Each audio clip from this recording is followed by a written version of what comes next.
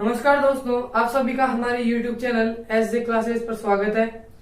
तो देखिए, आज का जो टॉपिक है हमारा वह है बहुपद, क्लास 10th का चैप्टर नंबर 3।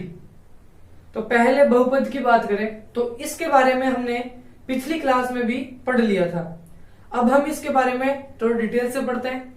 इसका जो बेसिक कंसेप्ट है आज उसको हम समझते हैं। तो देखिए, थोड़ा बहुत हमने इसको पिछली क्लास में भी पढ़ लिया। अब जैसा देखो, चैप्टर का जिस तरीके से नाम है वह है बहुपद। बहु का मतलब होता है खूब सारे और पद का मतलब पद ही होता है। तो जब किसी भी व्यंजक में बहुत सारे पद आए उसको हम बोल देते हैं बहुपद। या इंग्लिश की बात करें तो यहाँ पोली है और यह है नोमियल, दोनों मिलते हैं तो पोलिनोमियल बन जाता है। पोली को हम बोलते हैं मेनी और नोमियल का मतलब होता है टर्म। तो जब किसी भी व्यंजक में मेनी टर्म्स होते हैं या खूब सारी टर्म्स होती है तो उसको हम बोल देते हैं पोलिनोमियल। अब पोलिनोमियल क्या होता है, इसको किस तरीके से लिखा जाता है, तो देखिए, एक कोई कांस्टेंट टर्म होती है। मान लो कोई बाहर कोई कोफिशिएंट या कांस्टेंट आ रहा है और यहां आ रहा है कोई भी एक वेरिएबल, उससे मल्टीप्लाई होकर क्या आ रहा है, कोई वेरिएबल। और उस वेरिएबल की पावर यदि मान लो कोई होल नंबर दे रखी हो तो इसको हम बोल देते हैं बहुपद या आप पोलिनोमियल इसको बोल सकते हो। हिंदी में इसको बोलते हैं अचर, इसको बोलते हैं चर। और ये कोई भी एक पूर्ण संख्या आपके पास हो सकती है। पूर्ण संख्या यहाँ पे क्यों ली, क्योंकि हम बहुपद की बात करते हैं और बहुपद में किसी भी वेरिएबल की जो पावर होती है वो होल नंबर से ही आपको लेनी है। यदि यहाँ पावर आपने रेशनल नंबर ले ली या और कुछ ले लिया तो पोलिनोमियल उसको नहीं बोल के उसको हम एल्जेब्रिक एक्सप्रेशन बोल देते हैं। जैसे रूट एक्स हो गया, under root cube root of X हो गया। तो रूट एक्स का मीन्स होता है एक्स की पावर 1/2, इसका मतलब होता है एक्स की पावर 1/3। तो इस तरीके से आपके क्वेश्चन में यदि कोई नंबर दे रखा हो तो इसका मतलब इनको हम बोलते हैं एल्जेब्रिक एक्सप्रेशन या बीजीय व्यंजक। बीजीय व्यंजक में वेरिएबल की जो पावर होती है वो किसी भी तरीके से हो सकती है, कोई भी रेशनल नंबर हो सकता है या रियल नंबर सॉरी हो सकता है। अब यहां देखिए, कोई भी कांस्टेंट टर्म है उससे एक वेरिएबल और उसकी होल पावर यदि मल्टीप्लाई होती है तो इस तरीके से बनने वाले जो टर्म्स होते हैं वो सारे पोलिनोमियल कहलाते हैं। अब इसमें टर्म्स कब बनेंगे, वो या तो इसमें ऐड होके बनेंगे या इसमें से सब्ट्रैक्ट होके बनेंगे। तो प्लस और माइनस ही डिसाइड करता है कि अपने जो पोलिनोमियल है उसमें कितने टर्म्स है। तो अब देखिए, कांस्टेंट मतलब मैथ के अंदर कोई एक फिक्स्ड वैल्यू।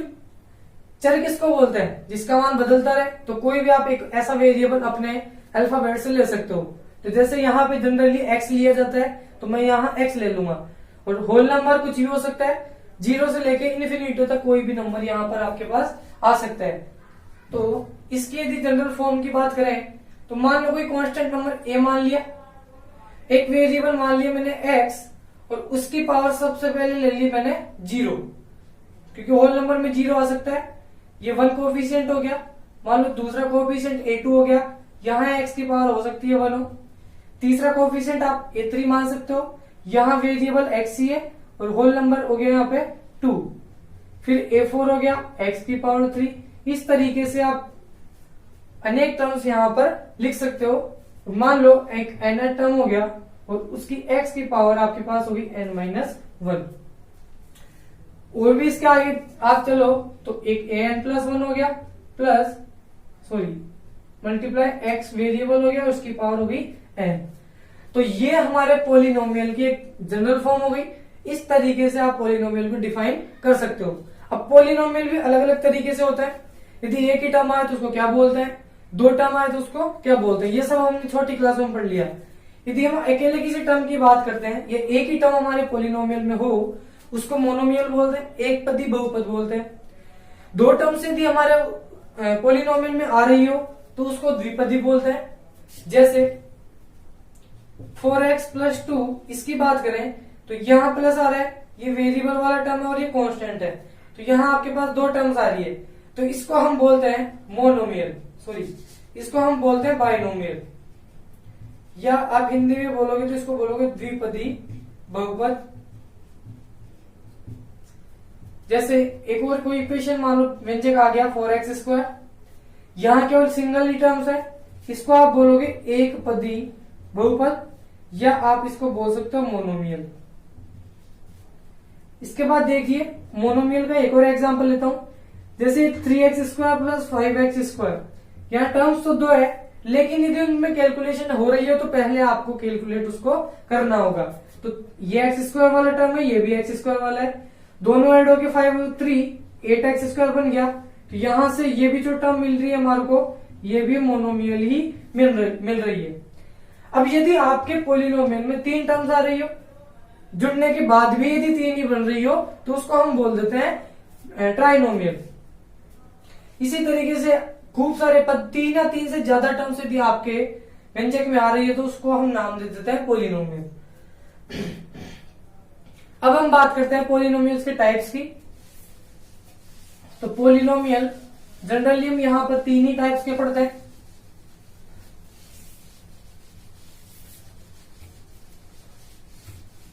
पहले मैं बात करता हूं रैखिक बहुपद की। इसको हम बोलते हैं लीनियर पोलिनोमियल। सेकंड टाइप हम पढ़ते हैं द्विघात बहुपद।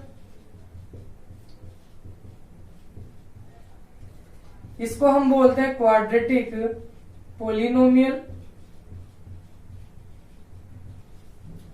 और तीसरा हम पढ़ते हैं त्रिघातीय बहुपद। यहां त्रिघातीय बहुपद, ये इसको बोल सकते हो क्यूबिक पोलिनोमियल। अब इनके बारे में समझते हैं कि ये होते क्या हैं। जब लीनियर पोलिनोमियल की बात करते हैं तो यह इसको बोलते हैं रैखिक बहुपद। तो यहां आप वेरिएबल की केवल एक ही पावर की बात करते हो। जब हम लीनियर पोलिनोमियल की बात करेंगे तो इससे जो भी व्यंजक बनेगा उसमें वेरिएबल की जो मैक्सिमम पावर होनी चाहिए वो 1 ही होनी चाहिए। तो जैसे देखिए कुछ एग्जांपल इसके मैं लूं।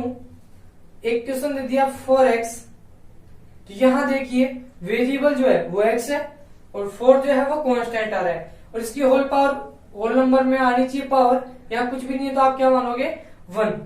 तो 4x पावर 1 हो गई। इसको हम बोलेंगे रैखिक बहुपद, क्योंकि वेरिएबल की जो मैक्सिमम पावर है वो 1 ही है। इसी तरीके से 3x प्लस 2, यहां भी वेरिएबल की पावर 1 है, तो इसको भी हम बोलते हैं रैखिक बहुपद। अब यदि 3x प्लस 5x प्लस का 2 इस तरीके से भी क्वेश्चन दे, तो यहां से भी आपको समझ में आ रहा होगा कि x 2 बार तो है, लेकिन दोनों ऐड होकर यहाँ 8x बन जाएगा प्लस के 2। तो यहां से भी जो मैक्सिमम पावर इसकी आ रही है वो आ रही है 1। तो इसलिए ये जो इस तरीके के जो पोलिनोमियल होते हैं, जो बहुपद होते हैं, उसको हम बोलते हैं रैखिक बहुपद। तो यहाँ वेरिएबल की मैक्सिमम पावर 1 ही होती है। अब इसकी जनरल फॉर्म की यदि बात करें तो इसको जनरल फॉर्म में आप लिख सकते हो। देखो कोई वेरिएबल की पावर हमेशा 1 होगी, इसका कोफिशिएंट मैंने मान लिया a, और इसके साथ मान लो कोई कांस्टेंट टर्म जुड़ के आ रही है b। तो इस तरीके से इसकी जनरल फॉर्म आप लिख सकते हो। क्योंकि हम यदि अलग अलग पोलिनोमियल की बात करें तो कितने बहुपदों की बात करेंगे, रैखिक बहुपद तो खूब सारे हैं। तो इसलिए हम यहाँ पर ax प्लस b इसकी जनरल फॉर्म आप लिख सकते हो। यहाँ पर x जो है वो तो चर है या वेरिएबल है, a जो है वो a और b दोनों अचर है। इनके मान मैथ से आप कुछ भी रख सकते हो या अपने को दिया हुआ होगा। एक और चीज सबसे इंपॉर्टेंट जो है, यहाँ पर a जो है वो कभी भी 0 नहीं होता है, क्योंकि यदि आप a को 0 करते हो तो यहाँ पोलिनोमियल नहीं बचता, सॉरी पोलिनोमियल तो बचता है लेकिन रैखिक बहुपद नहीं बनता, क्योंकि वेरिएबल की पावर रैखिक बहुपद के लिए a को नहीं चाहिए। तो यदि आप a को ही 0 कर दोगे तो यहाँ पर आपके पास मिलेगा केवल b। अब इसको आप लिख तो सकते हो b इंटू एक्स की पावर 0। अब किसी भी नंबर की वेरिएबल की पावर यदि 0 होती है तो उसको लीनियर तो नहीं बोल सकते, क्योंकि 0 पावर वाला पोलिनोमियल हो गया। 0 पावर तो ले सकते हो आप, क्योंकि होल नंबर आपको यहाँ लेना होता है। पावर तो 0 ले सकते हो, तो 0 पावर यदि ले लोगे तो रेखिक बहुपद यहां से नहीं बन पाएगा। रेखिक बनाने के लिए कम से कम आपको पावर लेनी होगी 1 और मैक्सिमम भी 1 ही लेनी है।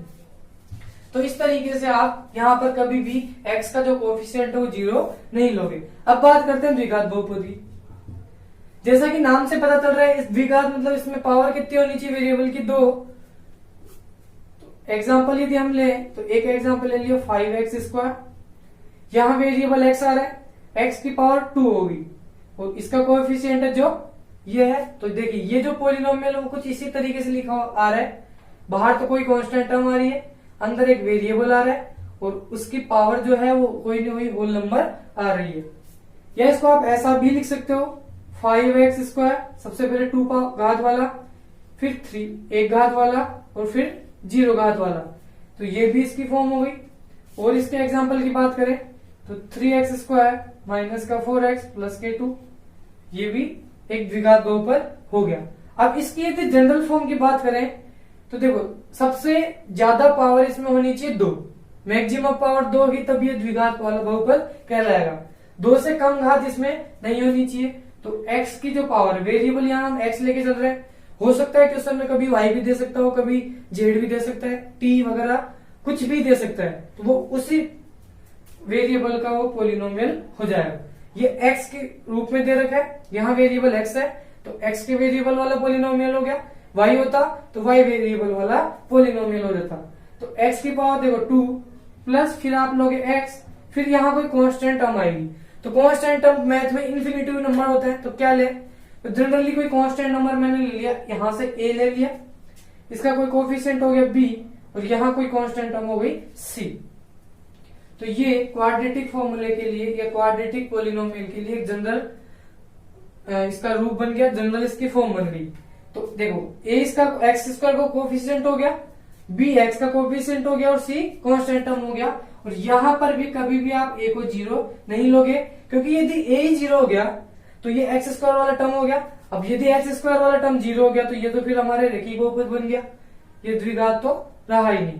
इस तरीके से आप इसकी जनरल फॉर्म को आप यहाँ से लिख सकते हो। अब हम बात करते हैं 3 घात वाले बहुपद की। 3 घात में जो बहुपद की घात होगी वो 3 होगी, तो यहाँ वेरिएबल की पावर आपको कम से कम लेनी होगी 3। तो देखिए एक एग्जांपल ले लिया 3x की power 3 plus 5x² plus 4x plus का 9। और इसके एग्जांपल ले सकते हैं 7x³ प्लस 2x प्लस के 5। और एग्जांपल इसके ले सकते हैं 9x³ प्लस का 8x प्लस का 6, 8x² प्लस का 6। तो इस तरीके से आप यहां देख रहे होंगे कि x की जो मैक्सिमम पावर है, इसको हम इस पूरे पॉलिनोमियल की डिग्री कहते हैं, वो है 3। यहां पर भी इसकी मैक्सिमम पावर 3। और टर्म्स यहां से गायब कर सकता है, लेकिन जो उसकी मैक्सिमम पावर की बात करता है तो वो जितनी होगी वो उतनी ही पावर का या वैसा ही वो बहुपद कहलाएगा। अब ये 3 से ज्यादा पावर हो, जैसे 4 5 6 7, और यदि n पावर वाला कोई पॉलिनोमियल हो तो उसको nth पावर वाला पॉलिनोमियल कहते हैं। तो जितनी घात का पॉलिनोमियल हो उसको उतनी घात का पॉलिनोमियल कहते हैं। कोई n घात का भी हो सकता है, n-1 का हो सकता है, 10 घात वाला भी हो सकता है।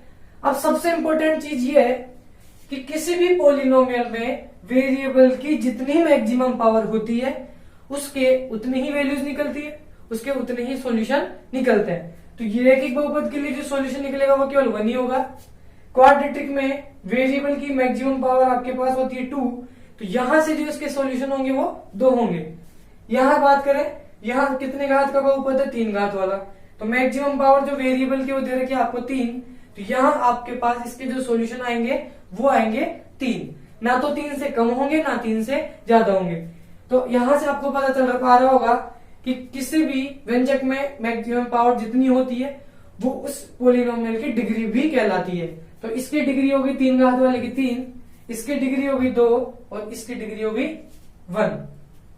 तो किसी भी पॉलिनोमियल में वेरिएबल की जितनी मैक्सिमम पावर होती है उसको उसकी डिग्री कहते हैं। तो ये सब चीजें आपको समझ में आ गई होगी। अब हम आगे बढ़ते हैं।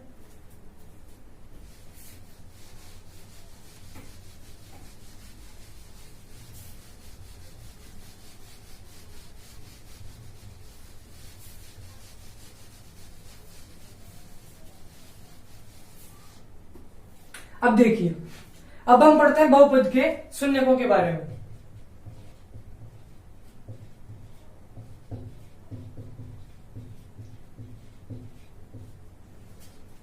या आप इसको बोल सकते हो जीरो ऑफ पोलिनोमियल।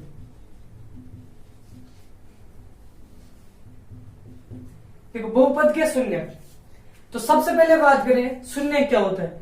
जैसे नाम से पता चल रहा है, एक ऐसा अंक शून्य, तो शून्य बनाने वाला जो अंक होता है वही उसका शून्य कहलाता है। अब शून्य केवल हम किसके बारे में पढ़ रहे हैं, बहुपद के बारे में। अब बहुपद जो होगा हमारा, या तो किसी वेरिएबल में होगा, हो सकता है एक्स वेरिएबल हो सकता है वाई वेरिएबल हो। तो वेरिएबल की एक ऐसी वैल्यू जो उसको क्या कर दे, जीरो बना दे, वही क्या कहलाएगा उस बहुपद का शून्य। अब वैल्यू कितनी आएगी ये डिपेंड करता है आपका पोलिनोमियल कैसा है। जिस तरीके का पोलिनोमियल होगा उसकी उतनी वैल्यू जाएगी। 3 घात वाला है तो उसके 3 शून्य निकलेंगे, 4 घात वाला है तो 4 शून्य निकलेंगे। तो यहां इसको देखो, अब पोलिनोमियल को हम लिखते हैं, कोई भी पोलिनोमियल पी, यदि वेरिएबल एक्स में है तो इसको हम लिख सकते हैं पी एक्स। इसका मतलब है polynomial of x, x variable का वो पोलिनोमियल है। यहां इसको हम लिख सकते हैं एफ ऑफ एक्स, कि वो एक्स का कोई फंक्शन है या कोई फलन है। तो इस तरीके से भी आपको यहां पर दे रखा है। दोनों में से आप कोई भी नाम लिख सकते हो, पी एक्स भी ठीक है और एफ ऑफ एक्स भी ठीक है। अब देखिए एक्स की एक ऐसी वैल्यू रखते हैं जो इसको क्या कर दे, जीरो बना दे, वो इसका क्या कहलाएगा, शून्य कहलाएगा। तो एक्स का मान मैंने मान लो रख लिया ए, माना एक्स इक्वल टू ए रखने पर ये बहुपदी से जीरो बनता है। तो इसको इसकी फॉर्म निकल के आएगी पी ऑफ एक्स की वैल्यू आपने रख दी ए। जैसे ही ए इसका शून्य होगा तो वो इस पूरे पोलिनोमियल को क्या बना देगा, जीरो। जैसे ही ये पोलिनोमियल ए वैल्यू रखने पर जीरो बना तो ए जो है वो इसका शून्य हो जाएगा। तो यहां आप बोल सकते हो अतः ए जो है वो क्या हो जाएगा, शून्य। शून्य का आपको समझ में आया होगा, किसी भी पोलिनोमियल को जो वैल्यू जीरो बना देती है वो उसका शून्य कहलाता है। कोई भी वेरिएबल का एक ऐसा मान जो उसको क्या कर दे, जीरो बना दे। अब आगे पढ़ते हैं।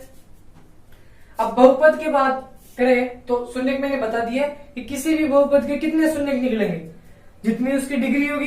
तो एक घात रेखिक बहुपद की बात करें तो उसमें एक ही वेरिएबल होता है, उसकी पावर भी 1 ही होती है, तो वहां केवल उसकी एक वैल्यू निकलेगी, या एक वैल्यू होती है उसी को आप बोल दोगे शून्य। जो वैल्यू वहां से आती है उसी को उस बहुपद का क्या कहते हैं, शून्य कहते हैं। 2 घात वाले की बात करें तो 2 शून्य निकलेंगे या उसके 2 आंसर आएंगे। अब उनके जो शून्यक है उनके मध्य कुछ रिलेशन होता है, तो उसको अब हम पढ़ते हैं। अब हम जनरली बात करते हैं 2 घात वाले बहुपद की। जो हमारे एक्सरसाइज में दे रखा है वो 2 ही घात वाला बहुपद दे रखा है, तो द्विघात बहुपद के बारे में पढ़ते हैं। द्विघात बहुपद, अब घात जो है हमारे बहुपद की कितनी है, 2, तो इसके जो शून्य निकलेंगे वो भी 2 ही निकलेंगे। तो इसका व्यापक रूप हमने जाना था भी कि इसकी जो जनरल फॉर्म होती है, इसकी जनरल फॉर्म हमने मानी थी ए एक्स स्क्वायर प्लस का बी एक्स प्लस का सी। इसी तरीके का हमारा पोलिनोमियल होता है, ये इसको आप बोल सकते हो, ये एक पोलिनोमियल इक्वेशन या पोलिनोमियल आपको दे रखा है, जिसको आप क्या मान सकते हो, पी एक्स। ये एक पोलिनोमियल आपको दे दिया, कितने घात वाला, 2 घात वाला, इसको आप पी एक्स मान सकते हो। तो देखो यह आपको एक द्विघात बहुपद की जनरल इक्वेशन दे रखी है, तो यहां से जो एक्स की वैल्यू आएगी 2, अब वो जो 2 वैल्यू आएगी वो इसके क्या कहलाएंगे, शून्य। तो मैंने मान लिया कि माना इसके 2 शून्य मैंने मान लिए, एक तो मान लिया अल्फा और दूसरा शून्य मैंने मान लिया बीटा। ये आप अपने हिसाब से कुछ भी मान सकते हो, ए और बी मान सकते हो, ए और बी आपको क्वेश्चन में दे रखा है, तो आप पी और क्यू भी मान सकते हो, ये आपकी इच्छा पे डिपेंड करता है। तो मैंने 2 शून्य क्या मान लिए, अल्फा और बीटा। तो ये 2 ऐसे शून्य होंगे जो इस 2 घात वाले पोलिनोमियल को जीरो बनाएंगे। यदि आप अल्फा भी इसमें रखोगे, अल्फा कोई मैथ का कोई कांस्टेंट टर्म आएगा, उसको यदि इसमें रखोगे तो भी इसको जीरो बनाएगा। बीटा की वैल्यू भी आप यदि इसमें रखते हो तो वो भी उसको जीरो बनाएगी। तो मैंने इसके 2 शून्य क्या मान लिए, अल्फा और बीटा।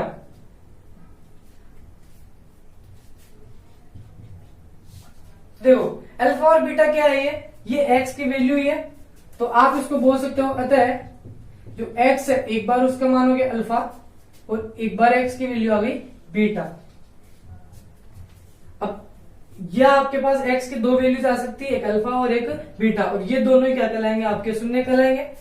अब देखिए, अब इनके पीछे से रिलेशन की बात करें तो रिलेशन आपके पास हो गया शून्य को तथा शून्यकों के योग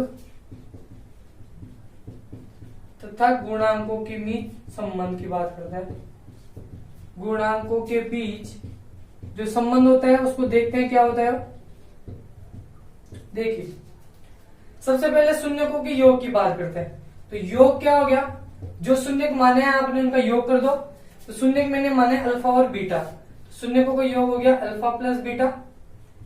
अब इसका योग का जो फॉर्मूला होता है, एक तरीका तो ये है, एक क्वाड्रेटिक इक्वेशन से जो आप शून्यक निकालते हो उसको सॉल्व करने की विधि हमने 9th में पढ़ी थी, गुणनखंड विधि या फैक्टराइजेशन मेथड, उससे आप एक्स की वैल्यू निकाल सकते हो। पर यहां से आप उसकी जांच भी कर सकते हो कि आपके पास जो वैल्यू आई है वो ठीक है या नहीं है, तो वो इनके बीच में रिलेशन आपको बता रखा है। तो अल्फा प्लस बीटा, इसका जो फॉर्मूला है वो ये दे रखा है, माइनस ऑफ एक्स का गुणांक अपॉन एक्स स्क्वायर का गुणांक। इससे आप उन दोनों शून्यकों का योग आप यहां से प्राप्त कर सकते हो, या इसको इस जनरल इक्वेशन की फॉर्म के हिसाब से इसका फॉर्मूला बनाए तो ये माइनस का साइन तो ऐसे कैसे, एक्स का गुणांक मीन्स एक्स से जो गुणा हो रहा है, तो एक्स का कोफिशिएंट यहां पर आ रहा है बी, तो ये हो गया माइनस का बी अपॉन, या फिर आप नीचे लिखेंगे एक्स स्क्वायर का गुणांक, एक्स स्क्वायर से जो गुणा हो रहा है वही उसका गुणांक कहलाएगा, तो इसका गुणांक हो गया ए। तो शून्यकों के योग का फॉर्मूला बना माइनस का बी अपॉन ए।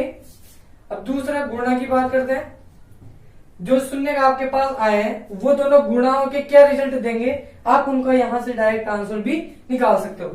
तो गुणा हो गया अल्फा इंटू बीटा, इसका फॉर्मूला होता है अचर पद अपॉन यहां से वही एक्स स्क्वायर का गुणांक। अचर पद आपके पास वो होता है जहां कोई वेरिएबल नहीं है, तो इसमें वेरिएबल केवल सी के साथ नहीं है, ये कांस्टेंट टर्म हो गई। इस नीचे आपके आता है एक्स स्क्वायर गुणांक, तो वो आपके पास आ गया ए। तो इसका जो फॉर्मूला बना गुणा का वो बना सी अपॉन ए, या अचर पद अपॉन एक्स स्क्वायर का गुणांक। अब एक चीज और समझते हैं यहां से, यदि दो शून्य आपके पास आ गए तो उन दोनों का गुणा आप जनरल तरीके से करके देखना, और एक इस रिलेशन से भी करके देखना, तो यह आपका आंसर चेक करने के लिए ये रिलेशन काम में आता है। अब यदि आपको शून्य प्रश्न में दे दिए तो क्या आप उसके फैक्टर बना सकते हो या नहीं, तो इसको समझते हैं। शून्य क्या चीज होती है जो इसको क्या बना दे, जीरो बना दे। तो x इक्वल टू अल्फा, ये x की वैल्यू होगी या वेरिएबल की वैल्यू होगी। तो इस अल्फा को यदि मैं इधर लाता हूं तो यहां बनता है x minus alpha equal to zero, और इस बीटा को यदि इधर लाते हैं तो ये बीटा इधर आके माइनस का बन जाता है और उधर इक्वल में बच जाएगा जीरो।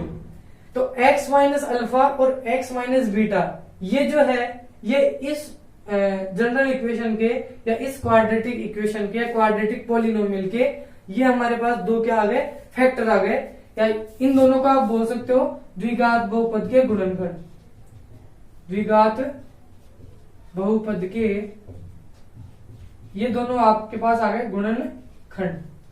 तो यदि आपको शून्यकों की वैल्यू दे रखी हो तो उससे आप फैक्टर इस तरीके से बना सकते हो, और यदि आपको फैक्टर दे रखे हो तो इनको आप जीरो के बराबर रख के उनके शून्य निकाल सकते हो।